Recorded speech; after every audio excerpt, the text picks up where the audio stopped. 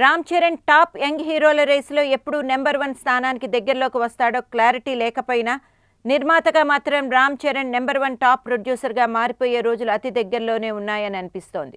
చరణ్ నిర్మాతగా ఖైదీ నెంబర్ 150 సాధించిన ఘన విజయం జనం మరువక ముందే తన తండ్రి చిరంజీవితో నిర్మింపబడే ఉయ్యాలవాడ నరసింహారెడ్డి మూవీకి కూడా నిర్మాతగా వ్యవహరిస్తున్నాడు. ప్రస్తుతం పోస్ట్ ప్రొడక్షన్ వర్క్ జరుగుతున్న ఈ మూవీ షూటింగ్ ఏప్రిల్ నెల నుండి ప్రారంభం కాబోతోంది. ఈ సినిమా షూటింగ్ ఇంకా మొదలు కాకుండానే చరణ్ తన కొణిదెల ప్రొడక్షన్పై నిర్మించబోయే ప్రొడక్షన్ నెంబర్ 3 విషయంలో కూడా అప్పుడే ఆలోచనలు మొదలుపెట్టినట్లు టాక్.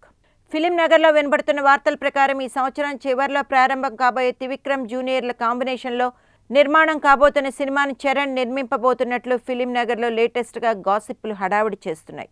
జూనియర్కు చరణ్కు ఎప్పటి నుంచో ఉన్న సాన్నిహిత్య రీత్యా ఈ క్రేజీ మూవీని చరణ్ నిర్మిస్తాడని అంటున్నారు. రామ్ చరణ్కి ఎప్పటి నుంచో త్రివిక్రమ్తో ఒక సినిమా చేయాలనే అభిప్రాయం ఉన్నా ఆ కాంబినేషన్ ఇప్పటి వరకు సెట్ కాలేదు.